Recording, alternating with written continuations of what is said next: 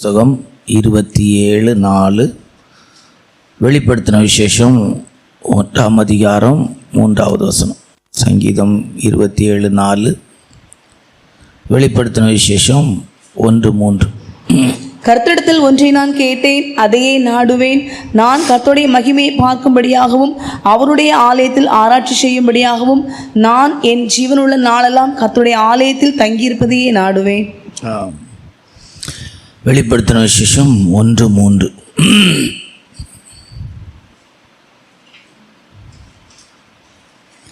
வெளிப்படுத்தல் 1:3. இந்த தீர்க்க தரிசன வசனங்களை வாசிக்கிறவனும் கேட்கிறவர்களும் இதில் எழுதியிருக்கிறவர்களை கைக்கொள்ளுகிறவர்களும் பாக்கியவான்கள், காலம் சமீபமாக இருக்கிறது. கர்த்தருடைய பரிசுத்த நாமத்துக்கு மகிமை உண்டாட்டும். சுருக்கமாக ஒரு 45-50 நிமிஷத்துக்குள்ள காண்கிற, பிரவேசிக்கிற, சுதந்திரிக்கிற அப்படின்னு ஒரு தலைப்பின் கீழாக ஒரு பைபிள் ஸ்டடி. காண்கிறது, பிரவேசிக்கிறது, சுதந்திரிக்கிறது. சங்கீதம் 27:4 சொல்லியிருக்கோம், கர்த்தாவே உம்மிடத்தில் ஒன்றை நான் கேட்கிறேன், உடைய மகிமையை பார்க்கவும் உடைய ஆலயத்திலே ஆராய்ச்சி பண்ணவும் அங்கே தங்கி இருக்கவும் நான் வாஞ்சிக்கிறேன். 3 காரியத்தை அவர் சொல்வார். வாசிங்க. கர்த்தரிடத்தில் ஒன்றை நான் கேட்டேன், அதையே நாடுவேன். நான் கர்த்தருடைய மகிமையை பார்க்கும்படியாகவும் மகிமையை பார்க்க வேண்டும், அவருடைய ஆலயத்தில் ஆராய்ச்சி செய்ய வேண்டும். நான் என் ஜீவனுள்ள நாளெல்லாம் கர்த்தருடைய ஆலயத்தில் தங்கியிருப்பதையே நாடுவேன். தங்கியிருப்பதே காண்கிற, பிரவேசிக்கிற, சுதந்திரிக்கிற. வெளிப்படுத்தல் 1:3 சொல்லியிருக்கோம், வாசிக்கிறவனும் கேட்கிறவனும் அவைகளின்படி செய்கிறவனும் பாக்கியவான். வாசிங்க. இந்த தீர்க்கதரிசன வசனங்களை வாசிக்கிறவனும் கேட்கிறவர்களும் இதில் எழுதியிருக்கிறவைகளை கைக்கொள்ளுகிறவர்களும் பாக்கியவான்கள், காலம் சமீபமாய் இருக்கிறது. காண்கிற ஒரு பகுதி. இந்த மார்க்கத்துக்குள்ள வந்த பிற்பாடு அநேக நன்மைகளை சிலர் பார்ப்பாங்க. பார்க்கறது மட்டும் அவங்களுக்கு கொடுக்கப்படும். மனம் திரும்புங்கள், பரலோக ராஜ்யம் சமீபத்தில் இருக்கிறது. மனந்திரும்புகிற ஒரு மனிதன் மறுபடியும் முதலாவது, அதாவது ரட்சிப்பின் அனுபவத்துக்குள்ள வரும் பரலோகத்தை பார்க்கிறான். ஞானஸ்தான அபிஷேகத்தின் மூலமாய் பரலோகத்துக்குள் பிரவேசிக்கிறான். ஆவிக்குரிய ஜீவியத்தில் வளர்ச்சி அடைந்து தெய்வீகமான ஒரு மனிதன் தன்னுடைய வாழ்க்கையிலே மாற்றம் அடையும் போது பிரவேசிக்கிறவனாய், சுதந்திரிக்கிறவனாய் மாறுகிறான். காண்கிற, பிரவேசிக்கிற, சுதந்திரிக்கிற அப்படிங்கிற ஒரு தலைப்பின் கீழே இருக்கும். வேதத்தில் ஒரு 7 பேரை கண்டாங்க, ஆனால் அனுபவிக்கலை. உபாகமத்தில் வாசித்து பார்த்தா 34:4 வாசித்துட்டு எண்ணாகமம் 13:26 வாசித்தா, உபாகமம் 34:4 வாசித்துட்டு எண்ணாகமம் 13:26 வாசித்தா. வாசிங்க. அப்பொழுது கர்த்தர் அவனை நோக்கி, நான் உங்கள் சந்ததிக்கு கொடுப்பேன் என்று ஆபிரகாமுக்கும் ஈசாக்குக்கும் யாக்கோபுக்கும் ஆணையிட்ட தேசம் இதுதான். இதை உன் கண் காணும்படி செய்தேன், ஆனாலும் நீ அவ்விடத்திற்கு கடந்து போவதில்லை என்றார். மோசே அவர்களுடைய வாழ்க்கையில் நடந்த ஒரு சம்பவம். மோசே என்கிற தெய்வ மனிதனுக்கு தேவன் கானானை காட்டுகிறார். எழுத்தின்படியாக அவர் சரீரத்தில் இருக்கும்போது கானானுக்குள் பிரவேசிக்கவும் முடியலை, அதை சுதந்திரிக்கிற சிலாக்கியத்துக்குரிய அனுபவத்துக்கும் அவர் வரல. காட்டுக ஆண்டவர், இதுதான் கானான் அப்படின்னு பார்த்துக்க. எண்ணாகமத்தில் 13ஆம் அதிகாரம் 26வது வசனத்தில் அந்த கனிகளை வாசிங்க. அவர்கள் பாரான் வனாந்திரத்தில் இருக்கிற காதேசுக்கு வந்து மோசே, ஆரோன் என்பவர்களிடத்திலும் இஸ்ரவேல் புத்திரராகிய சபையார் எல்லாரிடத்திலும் சேர்ந்து அவர்களுக்கும் சபையார் அனைவருக்கும் சமாச்சாரத்தை அறிவித்து தேசத்தின் கனிகளை அவர்களுக்கு காண்பித்தார்கள். தேசத்தின் கனிகளை காண்பித்தார்கள். அதாவது கானான் தேசத்தின் கனிகளை அவர்கள் பார்த்திருக்கிறார்கள். இதை புசிச்சாங்களான்னா இல்லை. அன்னைக்கு ஒருவேளை பார்த்து அதில் ஏதாவது கொஞ்சம் பிட்டு போல் ஏதாவது கொஞ்சம் போல் பங்கு கிடச்சிருந்தா சாப்பிட்டுக்கலாம். அப்படி எல்லாருக்கும் கொடுக்குற அளவுக்கு இல்லை. பார்த்தாங்க அந்த கனி எப்படி இருக்குது, கையில் வாங்கி பார்த்துருக்கலாம், மோந்து பார்த்துருக்கலாம்.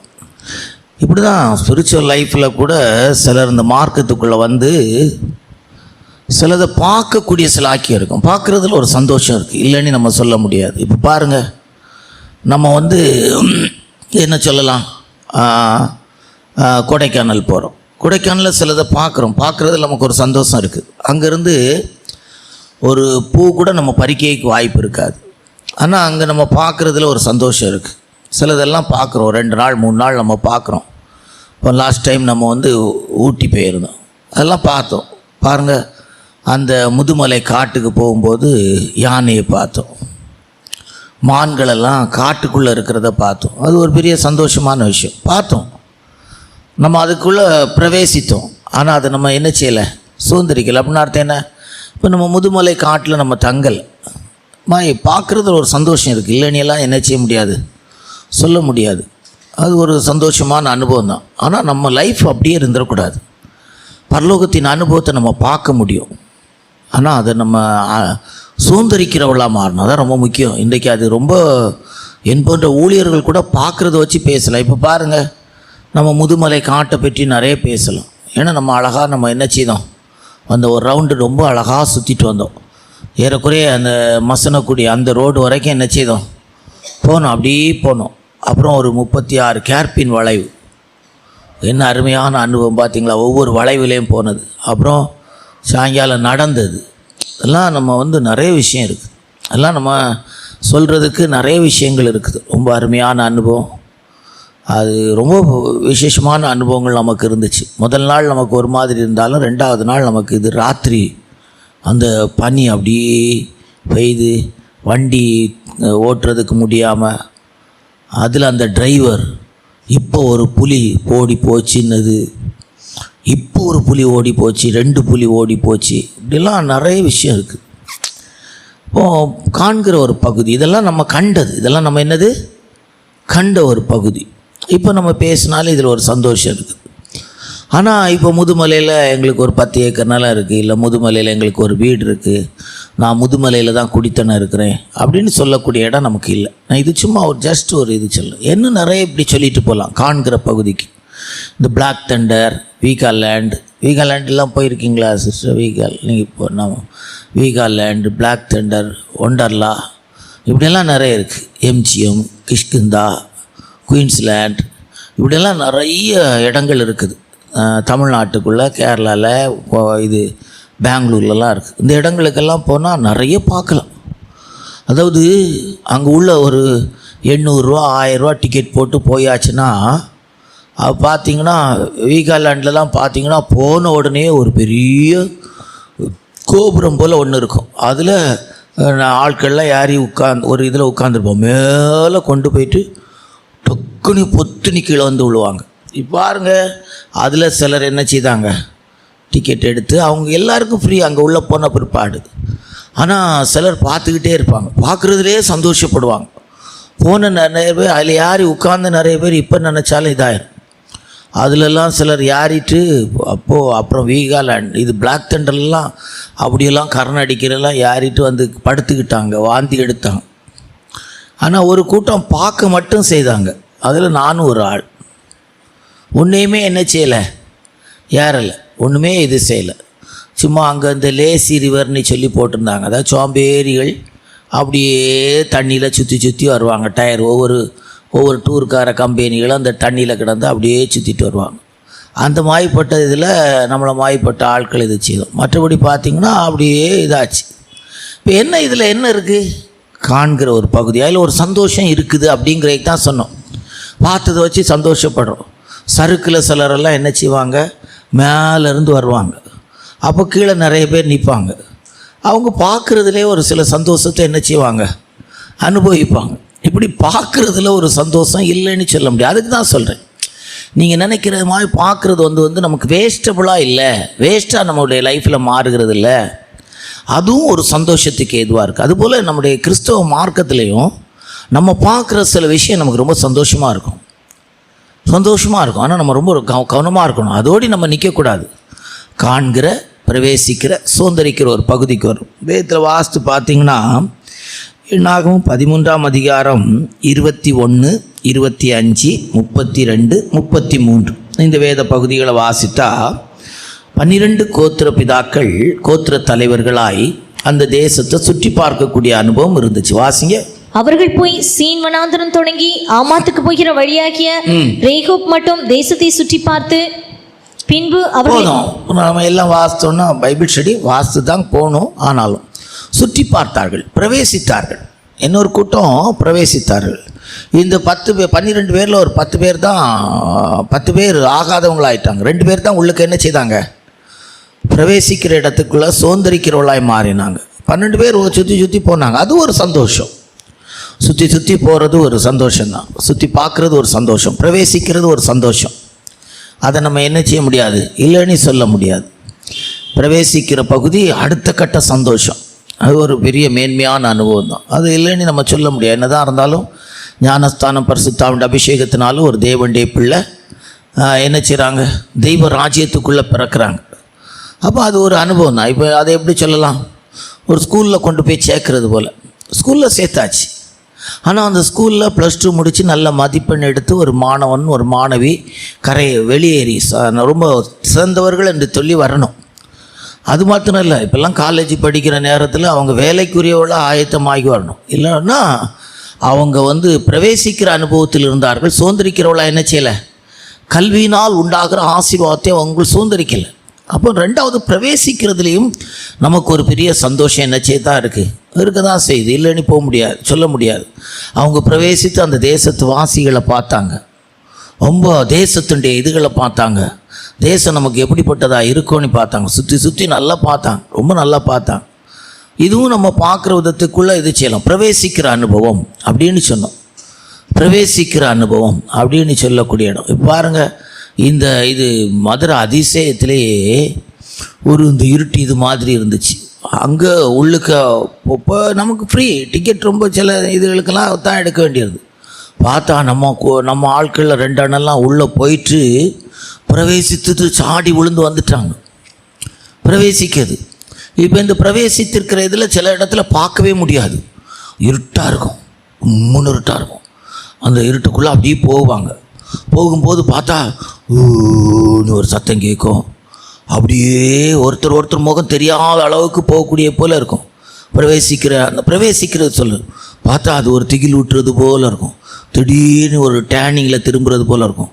அங்கே பார்த்தா ஒரு ஏதோ ஒன்று பிடிக்கிறது போல் இருக்கும். நம்ம இதில் ஒருத்தங்கெல்லாம் எட்டி சாடி ஆண்டோடைய கிருபையினால் 4 கால் பாய்ச்சலில் ஓட்டம். நல்ல காலம் இன்னைக்கு இருக்கிற அளவுக்கு அன்னைக்கு அவங்க நம்ம இதில் இருந்திருப்பாங்கன்னா அவங்கள்ட்ட கேட்டிருப்போம், ஏதாவது உங்களுக்கு வேறு வித்தியாசங்கள் நடந்துச்சான்னு சொல்லி கேட்குற அளவுக்கு இருந்திருக்கும். ஏன்னா இது பிரவேசிக்கிறது. இன்னும் இதே போல் இருட்டு தான் இருக்கும். அப்படியே நடந்து போவாங்க. என்ன அங்கே இருக்குன்னே தெரியாத புதுசாக போகிறவங்க, அதாவது எப்படி சொல்லலாம், என்னை போல் உள்ள லுங்கியெல்லாம் கட்டிட்டு போனால் புஸ்ஸுன்னு காற்று உள்ளேருந்து வந்துடும். ஐயோ, அது என்ன அனுபவம் தெரியுமா, பிரவேசித்திருக்கு. அது ஒரு பெரிய அனுபவம். அங்கே எதுவும் பார்க்கக்கூடிய அளவுக்கு இல்லை. இப்போ என்ன செய்கிறோம், பிரவேசிக்கிறோம். அதில் ஒரு விதமான என்ன இருக்குதுன்னா, ஒரு விதமான ஒரு திகிலூற்று அனுபவங்கள் இருக்குது, சில பிரவேசிக்க சந்தோஷங்கள் இருக்குது. அப்படி பிரவேசிக்கிறதான ஒரு பகுதியில் ஒரு சில சந்தோஷங்கள் இருக்குது. இது இன்னும் எப்படி சொல்லலாம், அதில் பார்த்திங்கன்னா அந்த பிளாக் தண்டர் வீகால் இந்த இதுகளில் பார்த்திங்கன்னா அந்த 3D மாதிரி ஒரு மாதிரி இருக்கும். ஒரு சீட்டில் உட்கார வச்சுருவாங்க. அப்படியே நம்ம இருந்துக்கிட்டு தான் இருப்போம். இப்போ பார்த்திங்கன்னா நம்மளை அறியாமலே ஒரு அதிர்வு, நம்ம ஏதோ மலையிலேருந்து கீழே விழுறது போல், இதெல்லாம் அந்த பிரவேசிக்கிற அனுபவத்துக்கு நம்ம எடுத்துக்கொள்ளும். பார்க்கல, இப்போது நம்மளுக்கு வித்தியாசமான ஒரு அனுபவங்கள் பிரவேசிக்கிறது, சுதந்திரிக்கிற ஒரு அனுபவத்தை குறித்து பைபிள் சொல்லு. எண்ணாகமும் 13:30, எண்ணாகமும் 14:8, உபாகமும் 1:36 வாசிங்க. அப்பொழுது காலேப் மோசேக்கு முன்பாக ஜனங்களை அமர்த்தி, நாம் உடனே போய் அதை சுதந்திரித்துக் கொள்வோம், நாம் அதை எளிதாய் அதை நாம் சுதந்திரித்துக் கொள்வோம். நம்முடையதாய் மாற்றுவது. எப்படி மாற்றுகிறது, நம்முடையதாய் மாற்றுவது. பாருங்கள், கோடைக்கானல் போன சிலரெல்லாம் கோடைக்கானல் ஊட்டிகளில் 5 சென்ட் பூமி 10 சென்ட் பூமின்னு வாங்கி போட்டு ஒரு 25 சென்ட் பூமியெல்லாம் வாங்கி போட்டு முன்னால் இங்கே இருக்கிறவங்க அங்கே வீடெல்லாம் கட்டி கொடுத்து அந்த நாட்களில் பார்த்திங்கன்னா இது பண்ணி இப்போ என்னென்னா அந்த சீசன் டைமு அவங்க அதை வாடகை கூடுறது, அவங்களுக்கு இங்கே வெப்பமான நேரத்தில் அங்கே போய் ஓய்வு எடுக்கிறது. இப்போ பாருங்கள், நம்ம முதலமைச்சராக பழைய ஜெயலலிதா அம்மா அவங்க இறந்துட்டாங்க. அவங்க பாருங்கள், கொடைநாடு ஊட்டியில் பார்த்திங்கன்னா ஒரு 900 ஏக்கருக்கு மேலே கொடை நாடு ஒன்று அவங்க இடமெல்லாம் வாங்கி அவங்களுக்கு ரொம்ப இதான நேரங்களில் அங்கே போய் அவங்க என்ன செய்வாங்க, சுதந்திரிச்சிட்டாங்க. என்ன செய்துட்டாங்க, சுதந்திரிச்சிட்டாங்க. இப்போது கொடை நாடு நம்முடைய இந்த முதலமைச்சர் ஜெயலலிதா அவங்க உயிரோடு இருந்த நாட்களில் அங்கே கொடை நாட்டில் போய் தங்கினாங்க. சுதந்திரிக்கிறது தங்களுக்கு ஒரு பங்கு எங்கே இருக்குது, கொடை நாட்டில் இருக்குது, ஊட்டியில் இருக்குது அப்படிங்கிற இடத்துக்கு. அப்போ நம்முடைய ஸ்பிரிச்சுவல் லைஃப்லேயே பார்க்கணும். இப்படி நாம் கூட பூமியில் இருக்கும்போதே பரலோக ராஜ்யத்தை சுதந்திரிக்கிறோலாமா. கண்டு அனுபவிக்காதவங்க யார், பார்த்தாங்க, பிரவேசிக்கவும் இல்லை, அதாவது அவங்க என்ன செய்தலை, அதை சுதந்திரிக்கவும் இல்லை. முதலாவது 2 ராஜாக்களின் புஸ்தகம் 7ஆம் அதிகாரம் 2வது வசனம். 2 ராஜாக்கள் 7:2 வாசிங்க. அப்பொழுது ராஜாவுக்கு கைலாக கொடுக்கிற பிரதானி ஒருவன் தேவனுடைய மனுஷனுக்கு பிரதியுத்தரமாக, இதோ கர்த்தர் வானத்திலே மதகுகளை உண்டாக்கினாலும் இப்படி நடக்குமா என்றான். அதற்கு அவன், உன்னுடைய கண்களினாலே அதை காண்பாய், ஆனாலும் அதிலே சாப்பிட மாட்டாய் என்றான். பார்த்தீங்களா, ஒரு பஞ்ச காலத்தில் எலிசா தீர்க்கதரிசி சொல்கிறார், நாளைக்கு இந்நேரத்தில் நமக்கு இந்த சம்பவங்கள்லாம் தெரியும், அதனால் நம்ம ஷார்ட்டாக போவோம். நாளை இந்நேரத்தில் சமாரியாவிலே 1 சேக்கலுக்கு 1 மரக்கால் கோதுமை மாவும் 1 சேக்கலுக்கு 2 மரக்கால் வார் கோதுமை மாவும் விற்கப்படும்னு சொல்ல பஞ்சம். அப்போ இந்த பிரதானி சொல்கிறான், வானத்தின் மதகுகளை திறந்தால் கூட இது என்ன செய்யாது, நடக்காது. உடனே எலிசா என்ன செய்கிறாரு, சொல்கிறாரு, நீ பாப்பா, ஆனால் நீ என்ன செய்ய மாட்டா, அனுபவிக்க மாட்டா. அப்போ நம்முடைய லைஃப்லேயும் நம்ம பார்க்கணும். சில நேரம் அவிசுவாசம் நம்முடைய ஜீவியத்தில் சில நன்மையான காரியத்தை பார்க்க வைக்கும், ஆனால் நம்ம என்ன செய்ய முடியாது, அனுபவிக்க முடியாது. அதனால் நம்ம ஜீவியத்தை ஆராய்ந்து பார்க்கணும். இந்த பிரதானி பார்த்தான், மறுநாளையில் ஆண்டவர் செய்த அற்புதமான செயல் அவன் என்ன செய்தான், பார்த்தான். வேதத்தில் வாசிக்கும்போது அந்த வசனத்தை வாசிங்க. அவன் பார்த்தான். அப்பொழுது ராஜாவுக்கு கைலாக கொடுக்கிற பிரதானி ஒருவன் தேவனுடைய மனுஷனுக்கு பிரதியுத்தரமாக, இதோ கர்த்தர் வானத்திலே மதகுகளை உண்டாக்கினாலும் இப்படி நடக்குமா என்றான். அதற்கு அவன், உன்னுடைய கண்களினாலே அதை காண்பாய், ஆனாலும் அதிலே சாப்பிட மாட்டாய் என்றான். ஆமாம், அதிலே நீ என்ன செய்ய மாட்டாய், சாப்பிட மாட்டாய் அப்படின்னு சொன்னான். அப்புறம் பார்த்தீங்கன்னா அது அப்படியே அவனுடைய வாழ்க்கையில் என்ன செய்துச்சுன்னா நிறைவேறிச்சு. வாசிங்க 17வது வசனத்தை. ராஜா தனக்கு கைலாக கொடுக்கிற அந்த பிரதானியை ஒலிமுக வாசலில் விசாரிப்பாய் இருக்க கட்டளையிட்டிருந்தான். ஒலிமுக வாசலிலே ஜனங்கள் அவனை நெருக்கி மிதித்ததினாலே ராஜா தேவனுடைய மனுஷனிடத்தில் வந்தபோது சொல்லியிருந்தபடியே அவன் செத்து போனான். பார்த்தீங்களா, பார்த்தா என்ன செய்யலை, அனுபவிக்கலை. அப்போ நம்முடைய லைஃப்லையும் நம்ம பார்க்கணும், நம்ம எப்படி இருக்கிறோம். இவன் மரித்ததுக்கு காரணம் கண்டான், இவன் செத்ததுக்கு காரணம் தேவனுடைய வார்த்தையை விசுவாசிக்க முடியாதவனாய் காணப்பட்டான். நம்முடைய லைஃப்லையும் இப்படி நம்ம வாழ்க்கையில் நம்முடைய ஜீவியத்தில் நம்ம இருந்தால் நம்முடைய லைஃப்பும் இப்படி தான் இருக்க வாய்ப்பு இருக்குது. நம்ம பார்க்கலாம், சபைக்கு வருவோம், பல விதமான நன்மைகளை பார்ப்போம், சபை வளர்கிறத பார்ப்போம், நிறைய ஆசீர்வாதமான அனுபவங்களை பார்ப்போம். ஆனால் சிலருடைய லைஃப்பில் அது அவங்களுக்கு கிடைக்காது, அவங்க அதை அனுபவிக்க முடியாதவளாய் மாறுறாங்க. அது காரணம் என்னென்னா அவிசுவாசம் தான் காரணம். இந்த பிரதானி நன்மையான தேவனுடைய செயல்களை பார்த்தான், ஆனால் அதை அவன் அனுபவிக்க முடியலை. அது காரணம் அவிசுவாசம். மத்தேயு சுவிசேஷத்தில் 13ஆம் அதிகாரத்தில் கடைசி வசனம் இப்படி சொல்லும், நம்முடைய ஆண்டவராய் இயேசுப்பா நன்மை செய்கிறவளாய் சுற்றி திரிந்த காலத்தில் அந்த நன்மைகளை அநேக ஜனங்கள் அனுபவிக்க முடியல. காரணம் என்னன்னா அவளுடைய அவிசுவாசத்தினாலே அப்படின்னு அதில் எழுதியிருக்கு. வாசிங்க. அவர்களுடைய அவிசுவாசத்தின் நிமித்தம் அவர் அங்கே அநேக அற்புதங்களை செய்யவில்லை. அவர்களுடைய அவிசுவாசத்தினாலே அவர் அங்கே அநேக அற்புதங்களை செய்ய முடியவில்லை. அப்போ இன்றைக்கு நம்ம ஆராய்ந்து பார்க்கலாம். இன்றைக்கி என் போன்ற ஊழியர்கள் ஆராதனை நடத்தி விடுதலையும் பெருவிழா, சுகமாக்குற பெருவிழா, பேர் சொல்லி அழைக்கிறது, இன்னாருக்கு சுகம் கிடைக்கிறது அப்படியெல்லாம் சொல்லுவாங்க. உண்மையிலே அதை பார்ப்பாங்க. நிறைய பேர் மேடையில் வந்து சாட்சி சொல்லுவாங்க. அன்பு சகோதரன் ஜெபம் ஆராதனை நடத்தும் போது கர்த்தர் எனக்கு சுகத்தை தந்தார், என் பெயரை சொல்லி அழைத்து கர்த்தர் என்னை சுகமாக்கினார் என்பாங்க. ஆனால் அவங்களுக்கு சொந்த வாழ்க்கையில் பார்த்தீங்கன்னா அது அவங்க வாழ்க்கையில் தேவன் அப்படி அனுபவிச்சிருக்க மாட்டாங்க. அவங்களுக்குள்ள ஒரு விசுவாசத்தின் வரம் இருக்கும், விசுவாசத்தின் கனி இருக்காது. ரொம்ப முக்கியமான விஷயம். விசுவாசத்தின் வரம் இருக்கிறவங்க ஆண்டோடைய நாமத்தை பிழைப்புக்கு ஏதுவாகவோ ஏதோ ஒரு விதத்தில் அதை பயன்படுத்தி மற்றவர்களுக்கு சுகத்தை கொடுக்குற அனுபவத்தை அவங்க பார்ப்பாங்க. ஆனால் சொந்த வாழ்க்கையில் அதை அனுபவிக்க முடியாது. இந்த பத்திரிகைகளெல்லாம் பாருங்கள், நிறைய சாட்சி சொல்லுவாங்க. அவங்களுடைய பத்திரிகைகளில் பார்த்தீங்கன்னா நிறைய ஜனங்களுடைய சாட்சியெல்லாம் போட்டிருப்பாங்க. அவங்க சொந்த வாழ்க்கையில் பார்த்தீங்கன்னா மருத்துவமனையோடு தொடர்ந்து தான் அவங்க போயிட்டுருப்பாங்க. அவங்க பத்திரிகையில் ஏசப்பா சுகமாக்குனார் என்கிறத குறித்து சாட்சி இருக்கும். சொந்த வாழ்க்கையில் அது இருக்காது. சொந்த வாழ்க்கையில் மருத்துவமனையோடு போவாங்க. இது என்ன நான் காண்கிற ஒரு பகுதி. அடுத்து 2 ராஜாக்களின் புஸ்தகம் 2ஆம் அதிகாரம் 7வது வசனத்தை வாசித்தால், 2 ராஜாக்கள் 2:7 வாசிங்க. தீர்க்கதரிசிகளின் புத்திரரில் 50 பேர் போய் தூரத்திலே பார்த்து கொண்டு நின்றார்கள். அவர்கள் இருவரும் யோர்தான் கரையிலே நின்றார்கள். பாருங்க, இங்க ஒரு 50 தீர்க்கதரிசிகளுடைய பிள்ளைகள். எலிசா ஒரு தீர்க்கதரிசிகளுடைய பிள்ளை கிடையாது. ஆனால் இங்க சந்ததியாய் வரக்கூடியவங்க தீர்க்கதரிசிகளின் புத்திரர் 50 பேர் இருக்கிறாங்க. பார்த்தாங்க, எலியா எடுத்துக்கொள்ளப்படுறத பார்த்தாங்க. ஆனால் அவங்களுக்கு சால்வை கிடைக்கல. பார்த்தாங்க. இன்னைக்கு அப்படிதான் ஊழியக்காரருடைய சந்ததியாய் சிலர் ஊழியத்துக்கெல்லாம் வருவாங்க, ஊழியம் செய்வாங்க. ஆனால் அவங்களுக்கு லைஃப்பில் பார்த்தீங்கன்னா அந்த அபிஷேகம், அந்த மேன்மையான கிருபை இதெல்லாம் இருக்காது. காண்கிற ஒரு பகுதியில் லைஃப் ஓடிட்டே இருப்பாங்க.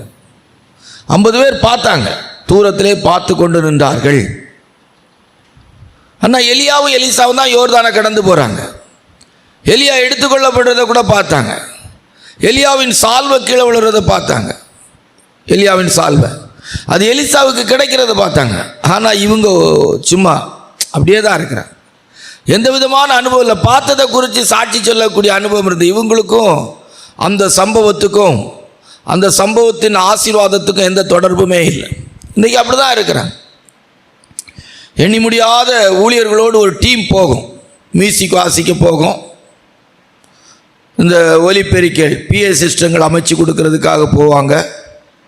அது என்ன சொல்லலாம், கைப்பிள்ளை போல் எடுபடி கேஸுகளாக போவாங்க. எல்லாம் நிறைய பேர் போவாங்க.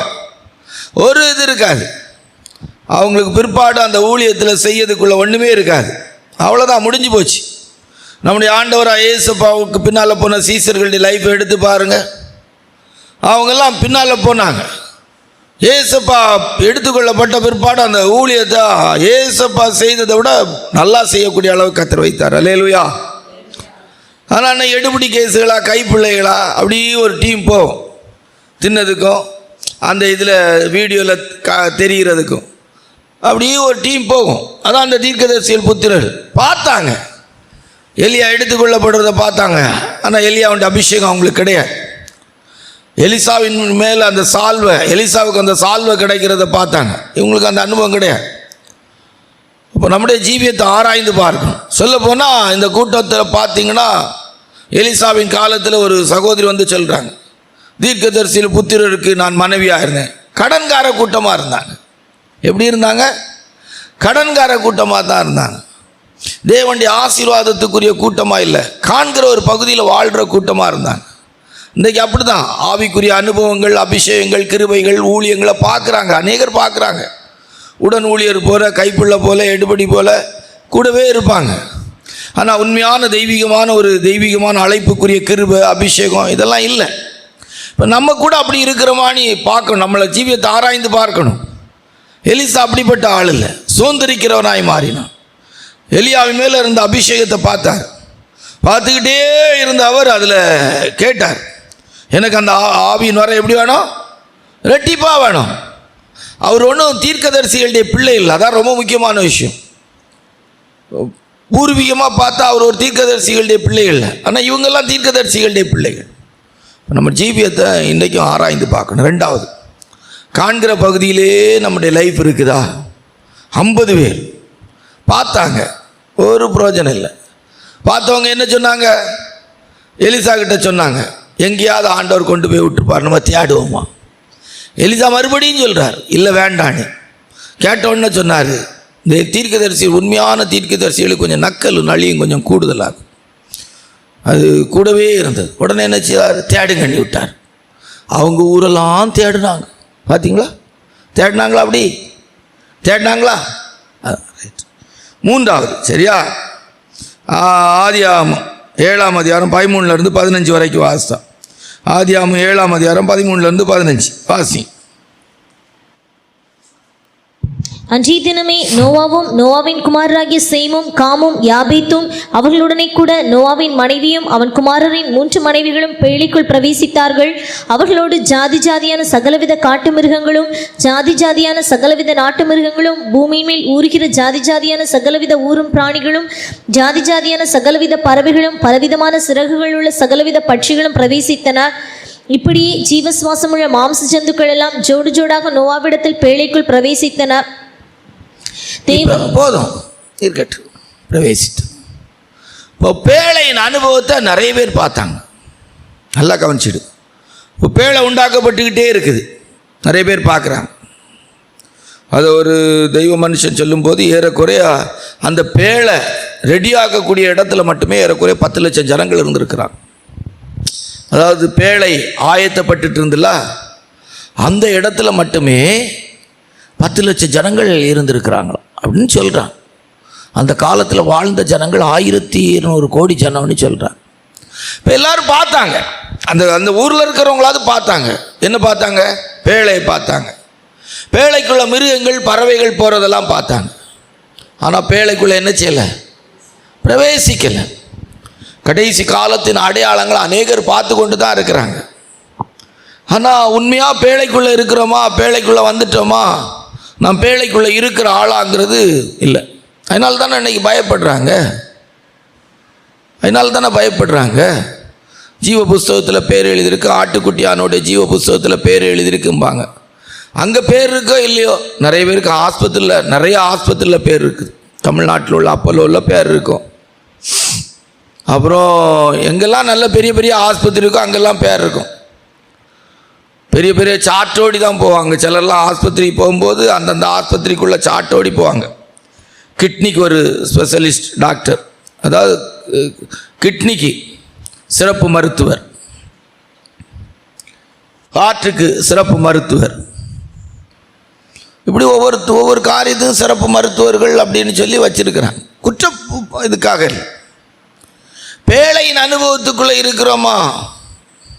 கண்டாங்க, பேழையை பார்த்து. பேழைக்குள்ளது மனுஷகுமாரன் வரும்போது பூமியிலே நோவாவின் காலத்தில் சம்பவித்தது போலவே சம்பவிக்குமா?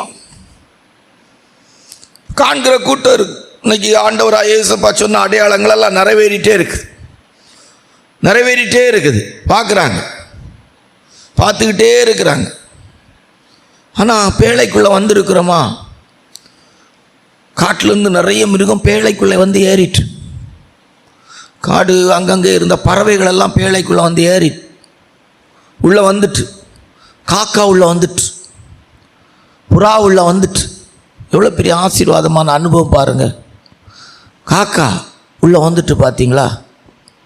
இன்னைக்கு எத்தனையோ பேர் உள்ளே வரலை, எத்தனையோ தெய்வ ஜனங்கள் உள்ளே வர்றதுக்கு விரும்பலை. என்ன, காட்டை விட்டு மிருகங்கள் பறவைகள் எல்லாம் உள்ளே வந்திருக்கோன்னா அன்னைக்கு உள்ளே வந்த காக்காவுக்கு நிலவரம் எப்படி? யோசித்து பாருங்கள். எந்த சுதந்திரம் இருந்திருக்கும்? யோசித்து பாருங்கள். இன்றைக்கி இருக்கிற நிலவரத்தில் எல்லா விசுவாசிகளும் சுதந்திரத்தை தான் எதிர்பார்க்குறாங்க. எல்லா ஊழியர்களும், ஒரு ஸ்தாபனத்தின் கீழே ஊழியம் செய்கிற ஊழியர்களானால் சுதந்திரத்தை தான் எதிர்பார்க்குறாங்க. தாங்கள் சுதந்திரமாக இருக்க வேண்டும். வேதம் முழுவதையும் ஆராய்ந்து பாருங்கள். ஆண்டவர் தமக்கென்று வச்சிருக்கிற ஜனத்துக்கு எந்த விதமான சுதந்திரம் கொடுக்கல. யோசித்து பார்த்தீங்கன்னா ரொம்ப ஆச்சரியமாக இருக்கும். முத்திரிக்கப்பட்ட கிணறு, மறைவு கட்டப்பட்ட நீர் ஊற்றுணி தான் வச்சுருப்பார். எனக்கு தெரிஞ்ச விதத்தில் சொன்னால் அதுதான் உண்மையான அனுபவமாக இருக்கும். ரொம்ப ஆச்சரியமாக இருக்கும். ஆண்டவர் அவங்களுக்கு வேறு எந்த சுதந்திரமும் கொடுக்க மாட்டார். சந்தோஷமாக வச்சுருப்பார். பட் அவங்களுக்கு வெளியே சுதந்திரமே கொடுத்துருக்க மாட்டார். நீங்கள் வேணால் வேதம் முழுவதையும் ஆராய்ந்து பாருங்கள். இல்லை, பரிசுத்த பவுல் அழைச்ச போது பரிசுத்த பவுல் சொல்லார், எல்லாவற்றையும் அனுபவிக்க எனக்கு அதிகாரம் உண்டு, எல்லாம் எனக்கு தகுதியாயிராது. எல்லாவற்றையும் அனுபவிக்க எனக்கு அதிகாரம் உண்டு, நான் ஒன்றுக்கு அடிமையாகலை. எங்கே யாரை வேணா எடுத்து பாருங்க, ஆபிரகாமை எடுத்து பாருங்க. அந்த கோட்டை அவர் ஆண்டவர் ஒரு வரையரம்புக்குள்ளே வச்சுருப்பார். அதை விட்டு வெளியே போனாங்கன்னா அவங்களுக்கு ஏதாவது தண்டனை கொடுத்தே போல் இருந்திருக்கும். இன்றைக்கி அந்த அனுபவத்தை ஜனங்கள் விரும்புகிறாங்களானே இல்லை. பேழைக்குள்ளே இருந்த அந்த பறவைகள், ஜீவராசிகள் எல்லாம் எப்படி இருந்திருக்கும்? இன்றைக்கி நம்முடைய சுதந்திரங்கள் சிலதை இழக்கிறதுக்கே நிறைய பேர் கஷ்டமாக இருக்குது. அதெல்லாம் காரணம் என்னென்னா உள்ளுக்கு பிரவேசிக்கிற காண்கிற பகுதியில் இருக்கிறோம். பெந்தெகோஸ்து மார்க்கம்னா சிலருக்கெல்லாம் ரொம்ப கஷ்டமாக இருக்குது. நம்ம சபை ஜனங்களுக்குன்னு சொன்னால் ஆச்சரியமாக இருக்கும்.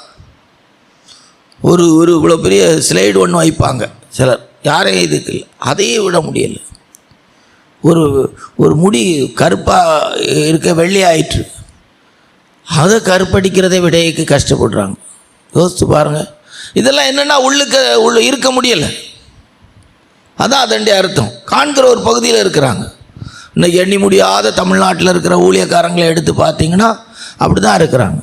ஒரு ஊழியக்காரங்களுக்கு மேக்சிமம் உள்ளவங்களுக்கு வெள்ள முடியே என்ன செய்யலை தெரியலை. புருவத்துக்கு கூட சில பாஸ்டர்ஸு அழகாக மையடிச்சிக்கிட்டு இது செய்கிறாங்க.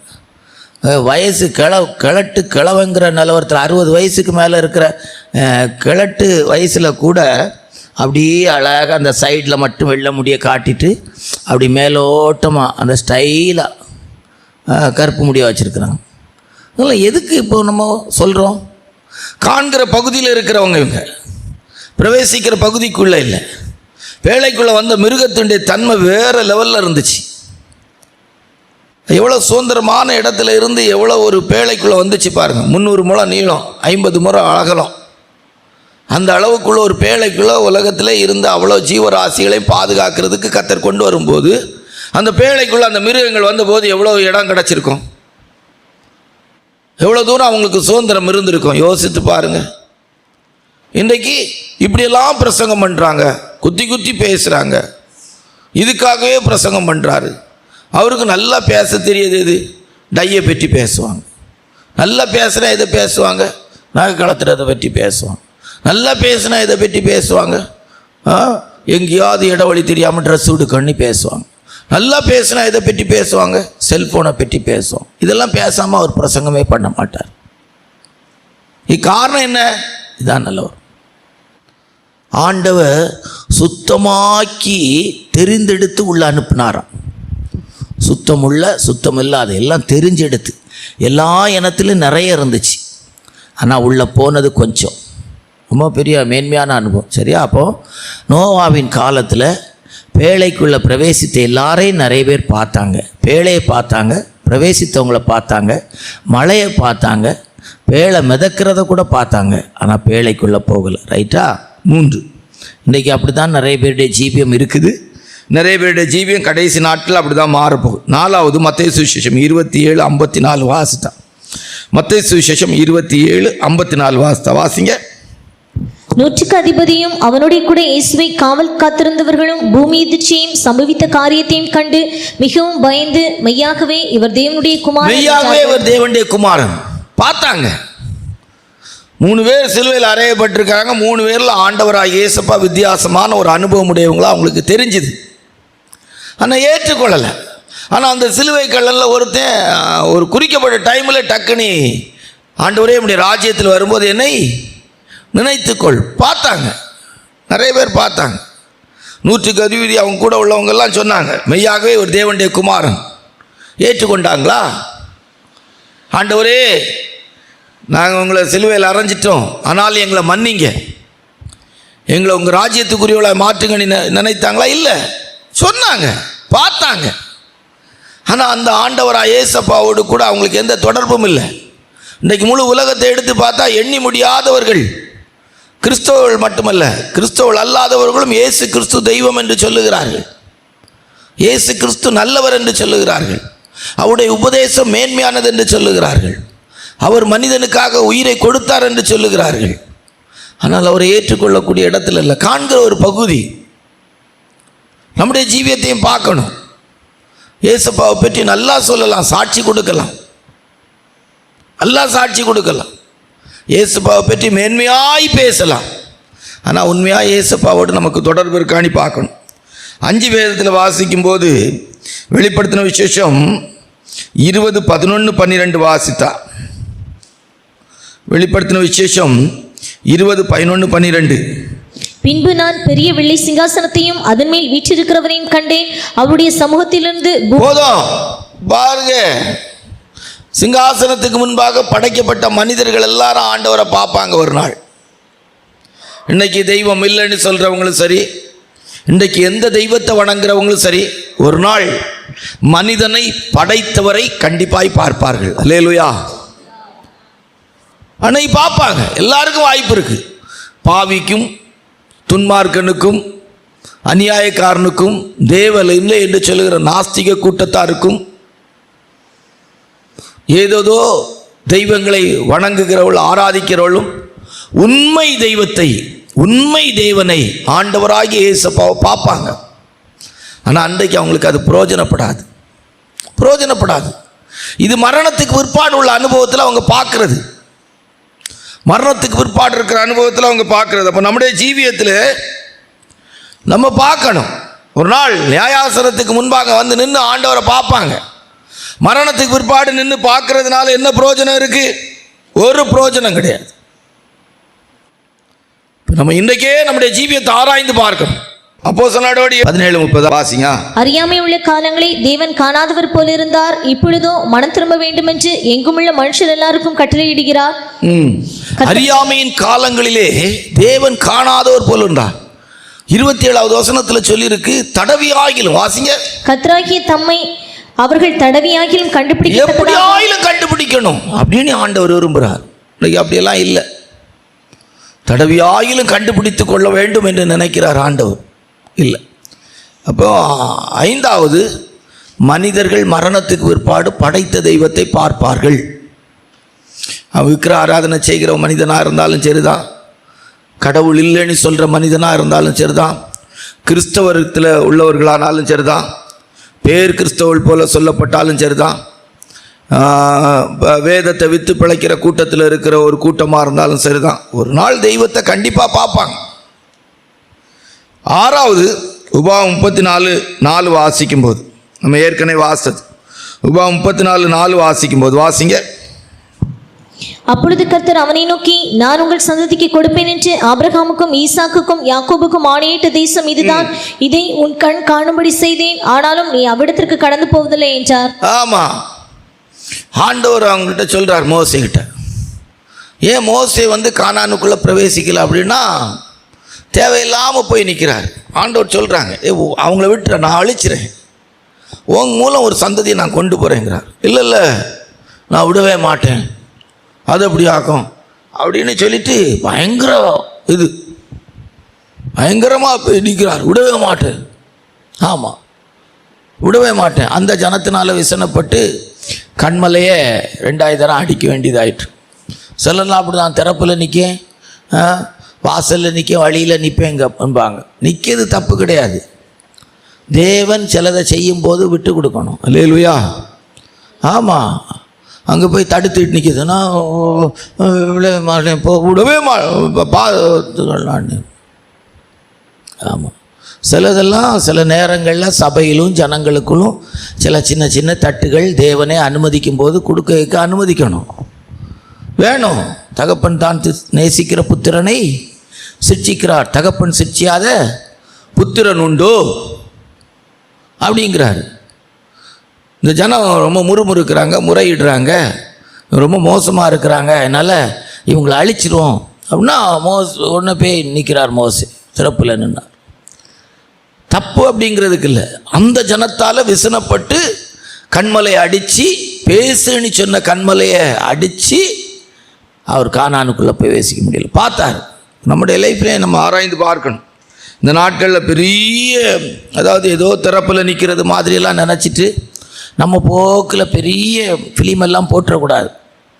தமிழ்நாட்டில் பெரிய ஃபிலிமெல்லாம் போட்டு இப்போது வரக்கூடிய பணத்தை கொண்டு என்ன செய்யணுன்னே தெரியாமல் தகச்சிட்ருக்குறாங்க.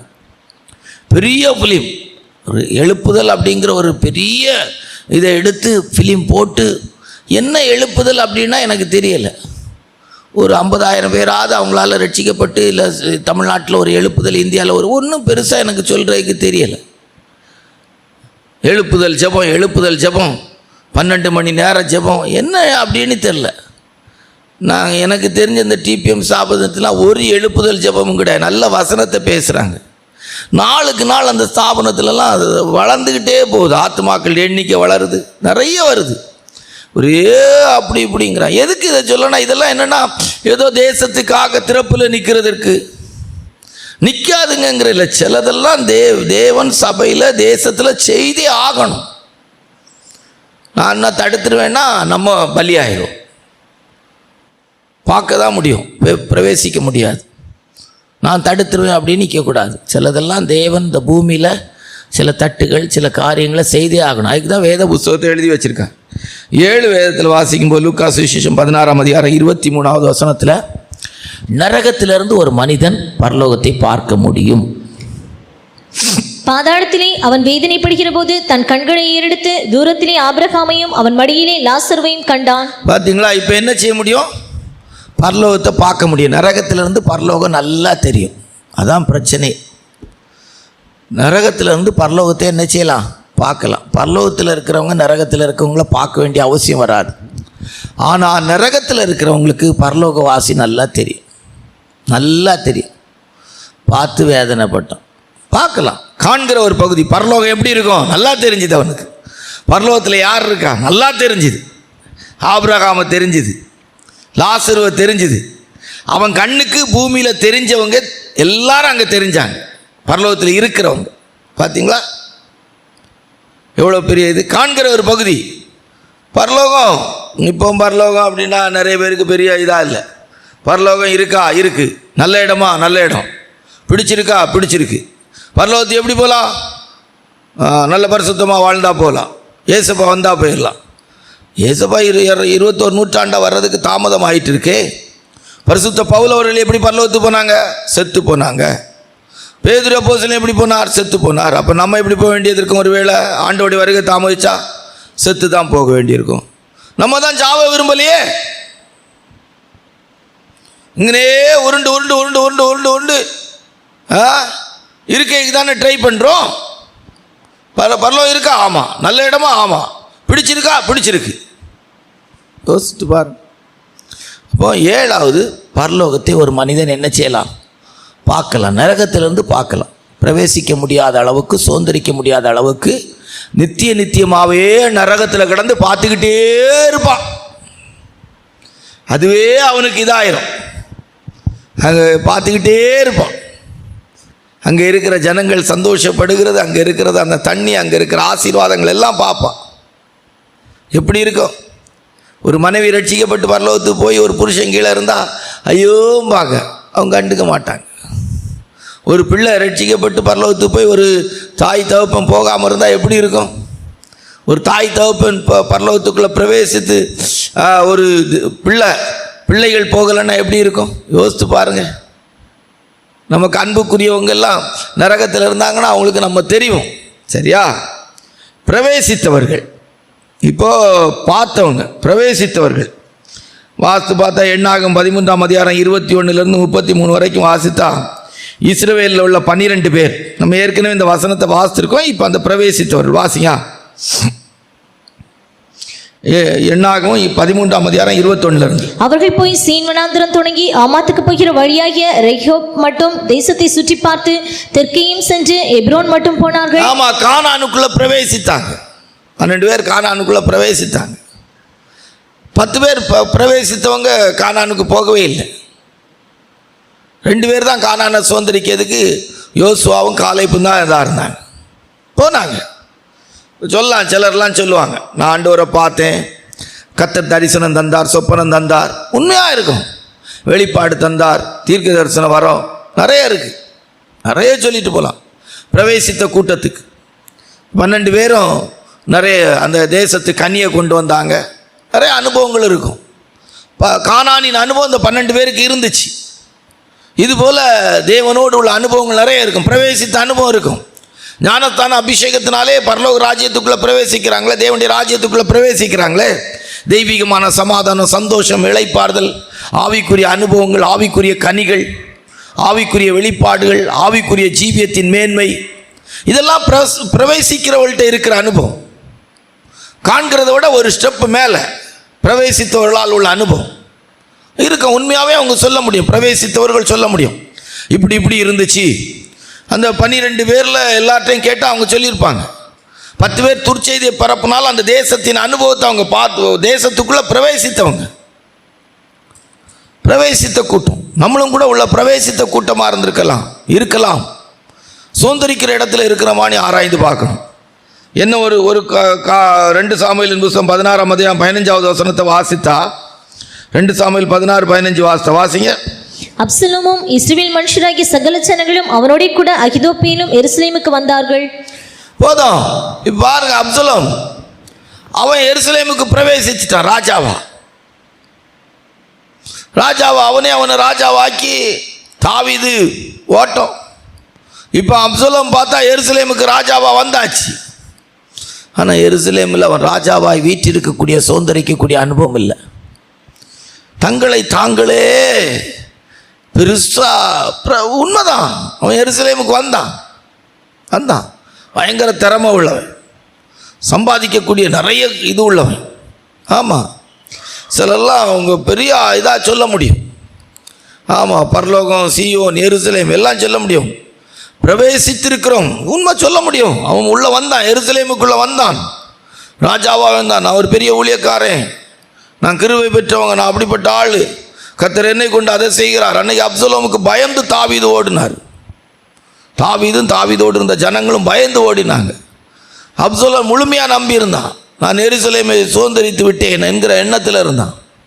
இனி நான் தான் ராஜாங்கிற நம்பிக்கையில் இருந்தான். நீடிக்கலை. ஆராய்ந்து பார்க்கணும்.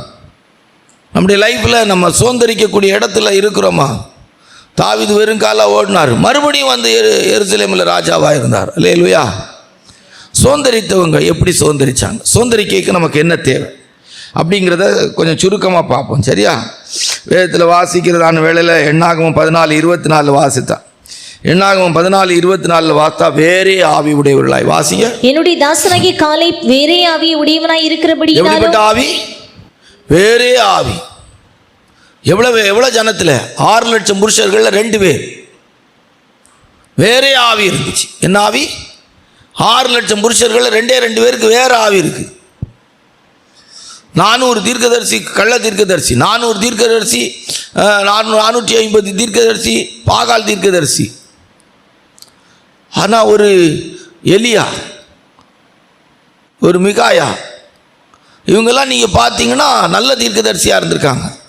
இங்கே 6 லட்சம் புருஷர்களில் 2 பேர் வேறே ஆவி இருக்குது. ரொம்ப ஆச்சரியமான விஷயம். அவங்க தான் சுதந்திரிக்கக்கூடியவளாய் மாறினாங்க. யோசுவா காலை. நம்மளும் இந்த பூமியில் வாழும்போது சுதந்திரிக்கக்கூடிய அபிஷேகம் உடையவளாக இருக்கணும்.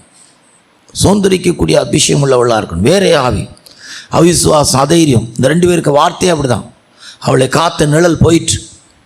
இன்னைக்கு அவிசுவாசம்னா என்னன்னே தெரியலை, அவநம்பிக்கைன்னா என்னன்னே தெரியலை, அதைரியம்னா என்னன்னே தெரியலை. விசுவாசிக்கும் பதறான். வியாதி வரும்போது விசுவாசிக்கும் பதற மாட்டான். பிரச்சனை வரும்போது விசுவாசிக்கும் பதற மாட்டான். அவிசுவாசம், அவநம்பிக்கை, அதைரியம்னா என்னன்னே தெரியலை. என்போன்ற ஊழியர்களுக்கு அதுக்கு விளக்கம் தெரியாமல் இருக்கிறாங்க. இயேசு சுகமாக்குறார் அப்படின்னு சொல்லிட்டு நான் மருத்துவமனை போனால் நமக்குள்ளே இருக்கிறது அவிசுவாசம், அவநம்பிக்கை, அதைரியம். அது யாராக இருந்தால், பிரசங்கிக்கிற நானாக இருந்தாலும் பரிசுத்த போல் சொல்லார். நான் பிரசங்கிக்கிற இந்த வார்த்தைக்கு மாறா நானே பிரசங்கித்தாலும் சபிக்கப்பட்டவன். வானத்திலிருந்து ஒரு தூதனை வந்து இதை சொன்னான், இந்த சத்தியத்துக்கு மாறா சொன்னால் சாபத்துக்குரியவன் அப்படின்னு சொல்கிறார்.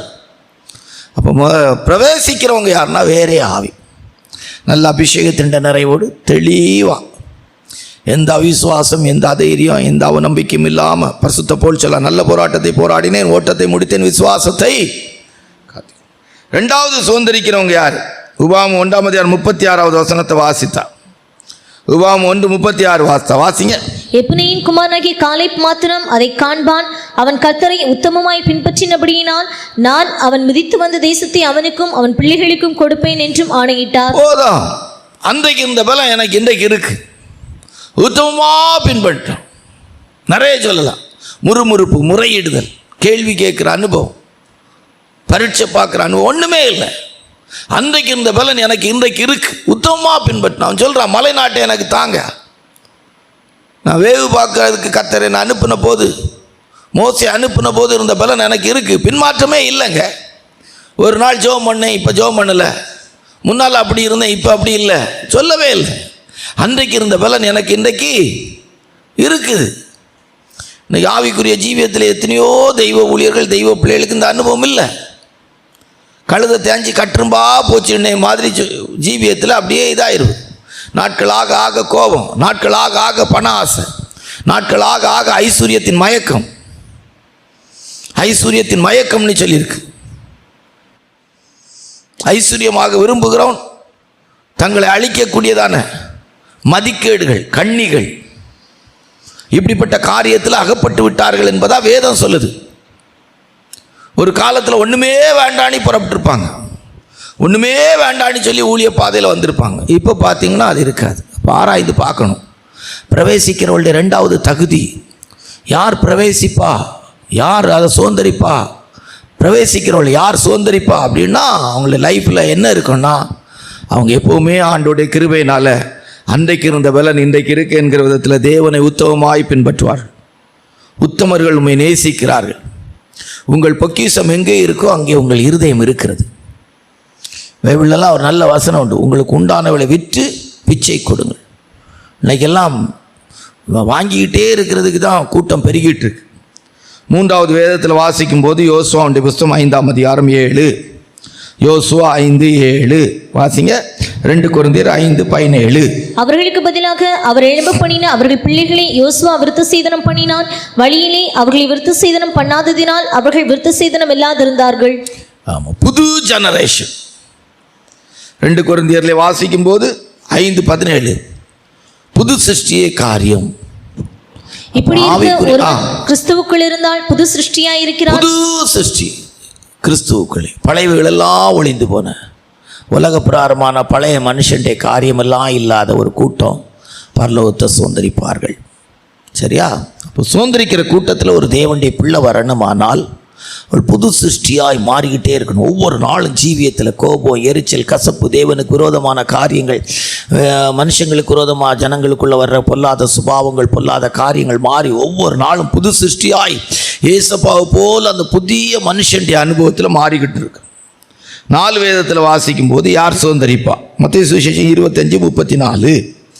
மத்தேயு சுவிசேஷம் 25:34 வாசிங்க. அப்பொழுது ராஜா தமது வலது பக்கத்தில் நிற்பவர்களை பார்த்து, வாருங்கள், என் பிதாவினால் ஆசீர்வதிக்கப்பட்டவர்களே, உலகம் உண்டானது முதல் உங்களுக்காக ஆயத்தம் பண்ணப்பட்டிருக்கிற ராஜ்யத்தை சுதந்தரித்துக் கொள்ளுங்கள். பிதாவினால் ஆசீர்வதிக்கப்பட்டவர்கள். செம்மறியாட்டு கூட்டத்தை பார்த்து சொல்றார், பிதாவினால் ஆசீர்வதிக்கப்பட்டவர்கள்.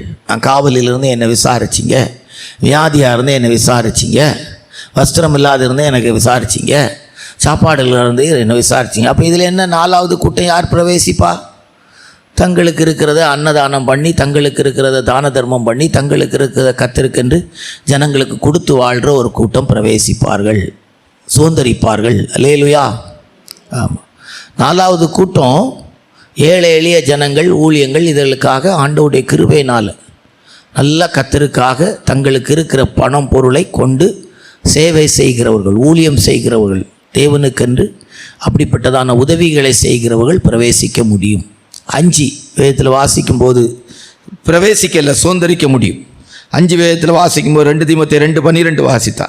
2 தீமோத்தேயு 2:12 வாசித்தா. சீக்கிரம் வாசிங்க. அவரோட கூட பாடுகளை சகித்தோமானால் அவரோட கூட ஆளுகையும் செய்வோம். நாம் ஆண்டவரோடு கூட பாடு சகிக்க பழகணும். கத்தரோடு கூட பாடு சகிக்க பழகணும். எங்கெங்கேயோ பாடு ரொம்ப முக்கியம். சில 2 பிள்ளையை பெற்றுட்டு பாடுபடுவாங்க, 5 பிள்ளையை பெற்றுட்டு பாடுபடுவாங்க, 10 பிள்ளையை பெற்றுட்டு பாடுபடுவாங்க, ஒரு இடத்த விலைக்கு வாங்கி வச்சுட்டு கடன் பிரச்சனையில் பாடுபடுவாங்க. கத்தரோடு கூட பாடுபடணும். நான் அவரோடு கூட சிலுவையில் அறையப்பட்டிருக்கிறேன் பரிசுத்த போல்ச்சலா. நானோ நம்முடைய கர்த்தராகிய இயேசு கிறிஸ்துவின் சிலுவை குறித்தல்லாமல் வேறொன்றை குறித்தும் மேன்மை பாராட்டேன். அவரால் உலகம் எனக்கு சிலுவையில் அறையப்பட்டிருக்கு, நானும் சிலுவையில் அறையப்பட்டிருக்கிறேன். நான் அல்ல, கிறிஸ்துவே என்னில் பிழைத்திருக்கிறார். அவரோடு பாடுபடணும், ஆண்டவரோடு பாடுபடணும், கர்த்தருக்காக பாடுபடணும். சும்மா கிடந்து அங்கே கஷ்டப்பட்டேன் அப்படின்னா இல்லை. சுதந்திரிப்பதற்கு 5வது தகுதி ஆண்டவருக்காக ஆண்டவரோடு பாடுபடணும். தேவனோடு பாடுபடுகிற கூட்டம் சுதந்திரிப்பார்கள். சரியா? அது எந்த விஷயமானாலும் சரி, தேவனோடு ஏசப்பாவோடு சேர்ந்து பாடுபடுகிற கஷ்டங்கள் சகித்து, நிந்தைகள், அவமானங்கள், என் நாமத்து நிமித்தம் உங்களை நிந்தித்து துன்பப்படுத்தி பலவிதமான தீமையான மொழிகளை உங்கள் பேரில் பொய்யாய் சொல்வார்களானால் சந்தோஷப்பட்டு களி கூறுங்கள். பரலோகத்திலே உங்கள் பலன் பெரும் மிகுதியாக இருக்கும். 6 1 பேதுரு 3ஆம் அதிகாரம் 20வது வசனம் வாசித்தால், 1 பேதுரு 3:20 வாசித்தால் வாசிங்க. 1 பேதுரு 3:20. அந்த ஆவிகள் பூர்வத்திலே நோவா பேழை ஆயத்தப்படும் நாட்களிலே தேவன் நீடிய பொறுமையோட காத்திருந்த போது கீழ்ப்படியாமற் போனவைகள் அந்த பேழையிலே சிலராகி 8 பேர் மாத்திரம் சிலராகிய 8 பேர் பிரவேசித்தார்கள். நோவாவின் குடும்பம் ஏறக்குறைய 120 வருஷம் பிரசங்கம் பண்ணார். பேழைக்குள்ளே பாதுகாப்பை சுதந்திரித்து பூமியிலிருந்து எல்லாம் அழிக்கப்பட்டு வேறு ஒரு அனுபவத்துக்குள்ளே வந்தவங்க 8 பேர். அது யார்? நோவாவுடைய மனைவி, அவங்க 3 பிள்ளைகள், 3 பிள்ளைகளுடைய மனைவிமார்கள், நோவாவுடைய 3 மருமக்குமார், 8 பேர்.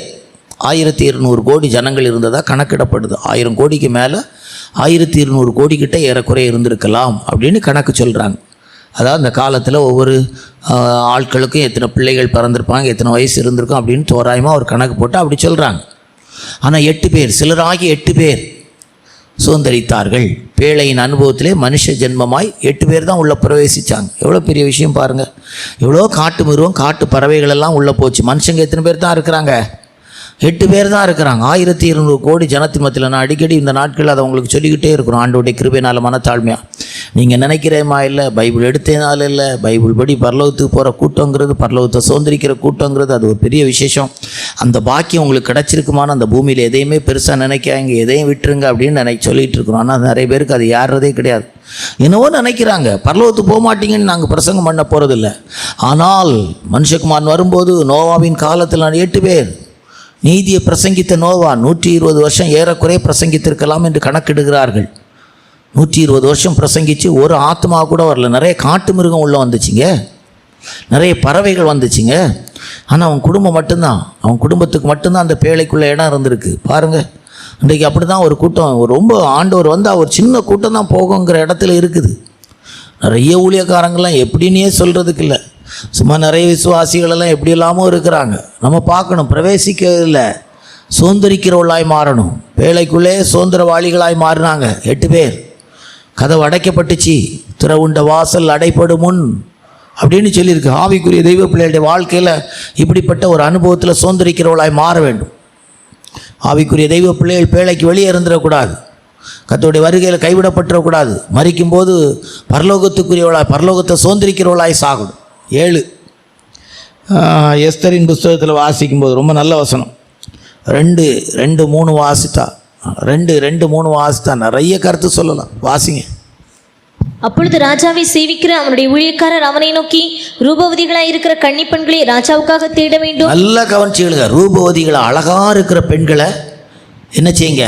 ராஜாவுக்காக. ஆமாம், தேசத்தில் எல்லாரையும், எல்லா கன்னி பெண்களையும் அப்படி சொல்லியிருக்கோம். வாசிங்க. ரூபவதிகளாய் இருக்கிற கன்னிப்பெண்களை ராஜாவுக்காக தேட வேண்டும். அதற்காக ராஜா தம்முடைய ராஜ்யத்தின் நாடுகளில் எல்லாம் விசாரிப்புக்காரரை வைக்க வேண்டும். அவர்கள் ரூபவதிகளாய் இருக்கிற சகல கன்னிப்பெண்களையும் கூட்டி, எவ்வளவு பேர அழகா இருக்கிற அவ்வளவு கன்னி பெண்களையும், சகல கன்னி பெண்களை, எவ்வளவோ சகல கன்னி பெண்களை. அதனால தான் எஸ்தருக்கு ஒரு வாய்ப்பு கிடச்சி. சகல கன்னி பெண்களை, அதாவது நாம் கூட சொல்லியிருக்கிறோம் ஒரு டைம், ராஜ பரம்பரையான நிறைய பேர் வந்தாங்க. ஆனால் வேதம் சொல்லுது சகல கன்னி பெண்களை. ஏறக்குறைய 127 நாடு. அந்த 127 நாட்டிலேருந்து அவ்வளவு அந்த காலத்திலேருந்து அழகான பெண்கள் எல்லாரும் எங்கே வந்துட்டாங்க? கன்னிமார் மடத்துக்கு வந்துட்டாங்க. 3வது வசனத்தை வாசிங்க இப்போ. அதற்காக ராஜா தம்முடைய ராஜ்யத்தின் நாடுகளில் எல்லாம் விசாரிப்புக்காரரை வைக்க வேண்டும். அவர்கள் ரூபவதிகளாய் இருக்கிற சகல கன்னிப்பெண்களையும் கூட்டி சூசான் அரண்மனையில் இருக்கிற கன்னி மாடத்துக்கு அழைத்து வந்து ஸ்திரீகளை காவல் பணிகிற ராஜாவின் பிரதானியாகிய எல்லாரையும் கொண்டு வந்தாங்க. ஆனால் 17வது வசனத்தில் வாசித்தீங்கன்னா, ராஜாவாகி அகசோர் எஸ்தரின் மேல் அன்பு வைத்தான். வாசிங்க. ராஜா சகல ஸ்திரீகளை பார்க்கிலும் எஸ்தர் மேல் அன்பு வைத்தான். சகல கன்னிகைகளை பார்க்கிலும் அவளுக்கு அவன் சமூகத்தில் அதிக தைரியம். எஸ்தர் ஒரு பெண். 127 நாடுல இருந்து நிறைய பேர் வந்தாங்க. 127 நாடு தானே? 127 நாட்டில் இருந்து எல்லா பெண்கள் எவ்வளோ பேர் வந்திருப்பாங்க பாருங்கள். எவ்வளோ கன்னி பெண்கள் வந்தாங்க. ஆனால் ஒரே ஒரு எஸ்தர் மட்டும்தான் பட்டத்து ஸ்திரியாக மாறினாங்க. எல்லாரும் போக்குவரத்துமாக இருந்துச்சு. ஒவ்வொரு நாளும் அவங்கவுங்க டேனுக்கு ஒரு ஆள் ராத்திரி போகிறதும் காலையில் வந்து எங்கேயா கன்னிமார் மடத்தில் ஒதுக்கி போடுவாங்க. ஆனால் ஒரே ஒரு பெண்ணுக்கு தான் ஒரு ராத்திரி போயிட்டு காலையில் பட்டத்து ஸ்திரியாய் மாறக்கூடிய சிலாக்கியமுடையவளாய் அவளுடைய வாழ்க்கை மாறினது. யார்? எஸ்தர். ஏன் அப்படின்னா ஆண்டோடைய தயவு அவளுக்கு இருந்திருக்கு. 15வது வசனத்தில் வாசித்து பார்த்தீங்கன்னா அவளுக்கு கொடுக்கப்பட்டதை மட்டும்தான் இருக்கு. அது மட்டும் குவாலிஃபிகேஷன் இல்லை, நம்ம சும்மா சொல்கிறோம். அதை ஒரு கருத்தா வாசிங்க. 15 மொர்தெகாய் தனக்கு குமாரத்தியை ஏற்றுக்கொண்டவளும் அவன் சிறிய தகப்பனாகிய அபியாயிலின் குமாரத்தியுமான எஸ்தர் ராஜாவினிடத்தில் பிரவேசிக்கிறதற்கு முறை வந்தபோது அவள் ஸ்திரீகளை காவல் பணிகிற ராஜாவின் பிரதானியாகிய ஏகாய் நியமித்த காரியமே அல்லாமல் வேறொன்றையும் கேட்கவில்லை. எஸ்தருக்கு பார்த்தீங்களா, சுயமே அங்கே இல்லை எஸ்தருக்கு.